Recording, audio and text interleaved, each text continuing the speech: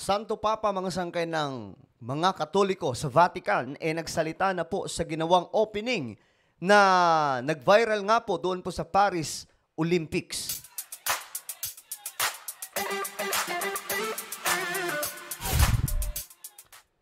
Hello, what's up mga sangkay? Magandang oras po sa inyong lahat. Nako, marami po talaga ang, ewan ko, anong nangyari mga sangkay doon sa Paris Olympics na ngayon, masyado pong pinag-uusapan, lahat na lamang po ng mga nangyayari doon. At lalong-lalo na po yung opening nila mga sangkay, na tumbok po ito sa The Last Supper na ito po ay kinabibilangan ni Jesus Christ at ng kanyang mga disciples na ginaya daw po nitong maraming mga tawag dito? Part ng LGBT doon po sa Paris. Ngayon, ito po ang balita. Itong Santo Papa ng mga Katoliko doon sa Vatican ay nagsalita na po tungkol dito mga sangkay at mukhang disappointed sa nangyari. Pag-usapan po natin yan. Anyway, bago tayo magsimula, pakisubscribe po muna yung ating YouTube channel. Ayan po, sa baba ng video na to, makikita nyo po yung subscribe button. Pindutin nyo lamang po yan, tapos i-click nyo yung bell at i-click nyo po yung all. Sa mga nanonood naman po sa Facebook, i-follow nyo po yung ating Facebook page. Ayan, ito po yung balita, guys. Ayan. Pakinggan po natin ito mga sangkay. Ang Vatican daw po ay nagsalita na nga po tungkol po dito sa malaking ginawa sa opening ng Paris Olympics. Alam nyo mga sangkay, ngayon nauuso po yan. Yung mga ganong klaseng event na may mga, halimbawa na lamang doon sa Brazil, naalala nyo sa Brazil, last year, nagkaroon po ng parada mga sangkay na kung saan may mga hila-hila pong mga ginaya po nila yung ibang mga ritual ng pang-satanic. Na mayroon po isa doon inihila at ginawa po nilang Jesus daw po yun. Tapos, ang ginagawa po nitong Satanas, pinapahirapan po nila. Ngayon mga sangkay, eto na naman. Doon na naman po sa Paris Olympics ito. Nagsalita na po ang Vatican. Vatican has finally issued a statement. So the Vatican has finally issued a statement on the whole debacle surrounding the opening ceremony where they... Ayan mga sangkay. Vatican deplores Olympic offense done to many Christians. But for me, mga sangkay, hindi po yun para sa mga Kristiyano lang. Kundi direktang blasphemy laban po kay Jesus Christ. Surrounding the opening ceremony where they intentionally mocked the Last Supper painting and I think also intentionally mocked Christianity. Now, we've talked about this on the channel before, how some people are saying, well, even the organizers themselves are denying these claims that they're not intentionally mocking the Last Supper. Diba? Yun naman talaga ang sinasabi ng mga organizer na hindi naman daw talaga yung para kay Jesus. Pero syempre, yung ebidensya pa rin pa talaga yung magsasalita kung hindi nga ba yun kay Jesus. Those, I think, are falling on deaf ears at this point just because we've talked about all of the evidence in favor of the fact that they are actually mocking Christianity. I mean, Dionysus is supposed to be the meal on this table. And he's supposed to be, I think, replacing... Mayroon lamang po konting mistake, mga sangkay. Kasi sinasabi ng iba, ito daw ay direct na offense. That they are mocking Christianity. But for me, ito po ay direktang kalukuhan laban kay Jesus Christ. Not for Christianity only. Kundi mismong kay Jesus. Si Jesus po mismo yung kanilang ginawan dito ng hindi magandang ceremonial, ba tawag dito mga sangkay, Jesus, who is, in the Christian religion, our sacrifice. They had 2 years to come up with whatever they wanted to do for this opening ceremony. And this is what they intentionally did. During dress rehearsals, they should have been looking at this and been like, hey, you know what? This actually looks pretty similar to like one of the most famous paintings in history. We probably should maybe think about changing things up so people don't get the wrong idea. Diba? Yun ang aking sinasabi natin mga sangkay. Naglabas po sila ng mga kung ano-ano mga pictures na ginaya lamang daw yung ganito na hindi daw po para kay Jesus yun, yung sa Last Supper. They had ample time to think about all of this stuff. So there's tons of evidence that there is some sort of intentionality going on here. But the point of this video is to talk about the new Vatican statement that was just released Eto na. as of like hours ago. So let's go through that really quickly. So this one was posted on Catholic News Agency. I'll just be reading out this article, and I'm doing that because the statement was released in French, and I don't speak French, so we've got to use an interpreter.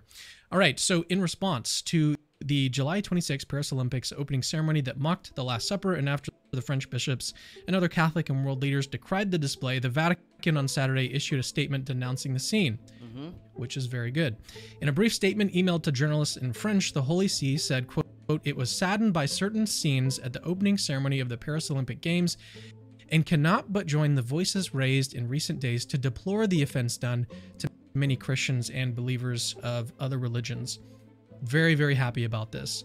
They should, I think, be joining everyone that's sort of been talking about this. And it's not just been social media influencers, it's also been other priests and bishops and everything. People have been talking about this for a while now. And so I'm very glad to see some sort of official statement on behalf of the church. Correct, mga sangkay. Malaking bagay din po ito, no? Kasi yung Pope, nire-respeto po yan ng marami. So, siguro naman, tatablan na dito mga sangkay yung mismong OIC nitong Paris Olympics sa kanilang ginawang opening. Na sa susunod, hindi na po gawin ito mga sangkay. Pero, for me, we're living in the last days na nakikita po natin yung mga ganitong klaseng gawain mga sangkay na nagiging bagong normal. Na hindi na po siya yung tipong dati, mga sangkay, di ba? Pag may nangyayari ito, malaking bagay kaagad sa marami. Nagiging malaking pasabog ito, mga sangkay. Ngayon, nagiging normal na ginagawa ito na marami. Which is, hindi na rin po ako nagugulat because as the Bible, sinasabi naman po talaga ng Bible na we are living in the last days. And in the last days, marami mga ganitong klase mga ganap no? Na talagang iaano nila si Jesus Christ. People are mocking the Lord Jesus Christ as of today. Diba? Nakikita naman po natin yan. Maraming tao gumagawa po ng kalukuhan sa church kay Jesus Christ.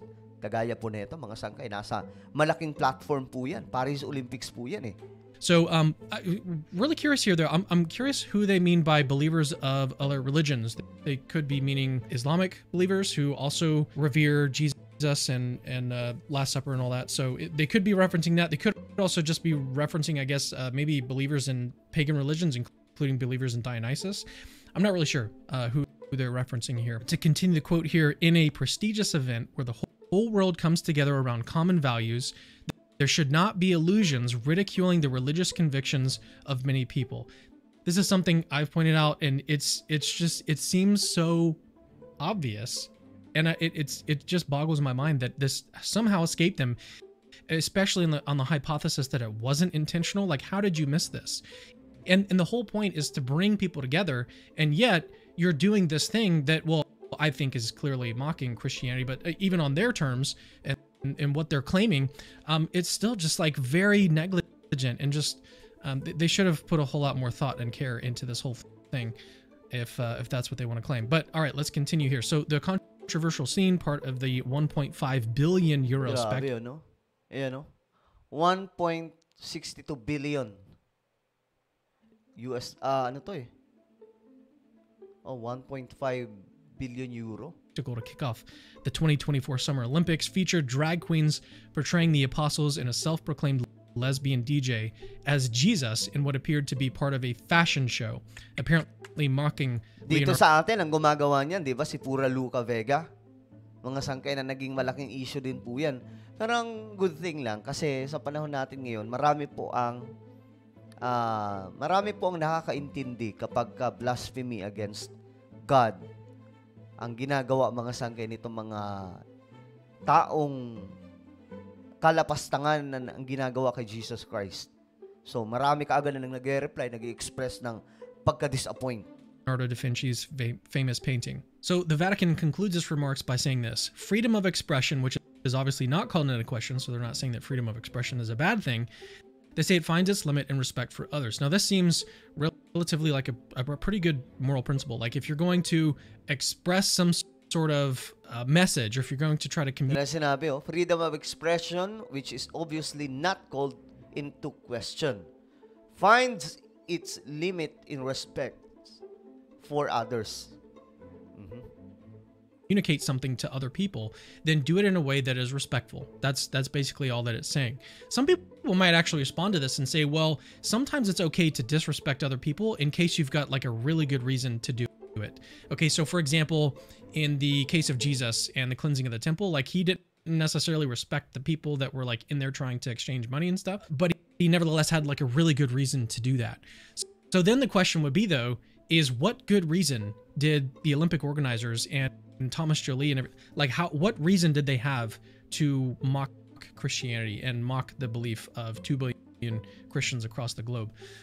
I'd be really curious to know what that is. And if you guys know, let me know in the comments. So let's just continue this letter because it does contain some more interesting information. Saturday's statement comes in the wake of an open letter issued by Catholic cardinals and bishops from around Naglabas pala na talaga ng open letter. the world on Friday, yesterday, calling on the International Olympic Committee to, quote, repudiate and, quote, apologize for the, quote, intentionally hateful mockery of the Last Supper. In the letter signed by 3 cardinals and 24 bishops, the prelate stated, quote, it is hard to understand how the faith of over 2 billion 24 bishops, mga sangkay ang pumerma, mga cardinals po yan. people can be so casually and intentionally blasphemed.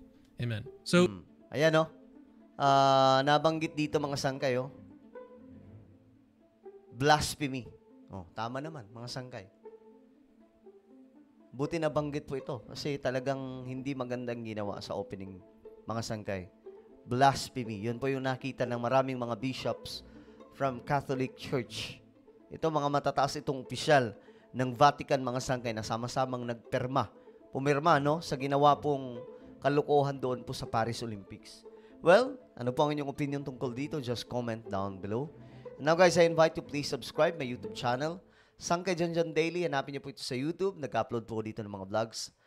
Click the subscribe, click the bell, and click all. Ako na po yung magpapaalam. Mag-iingat pong lahat. God bless everyone.